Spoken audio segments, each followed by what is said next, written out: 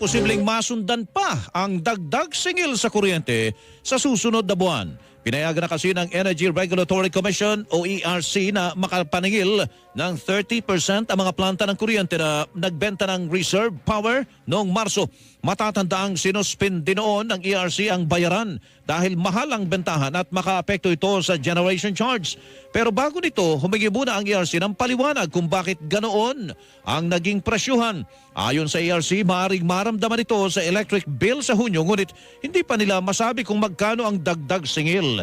Bukod dito, sinabi ng Meralco na kung magkaroon ulit ng pagkukulang sa supply ng kuryente, posibleng mapilitan ng mga distribution facility na bumili ng mas mahal na kuryente sa wholesale electricity spot market. There is still going to be that pressure for prices, obviously, particularly in the spot market, to go up. Ang tinig ni Jos Aldariaga, tagapagsalita ng Meralco.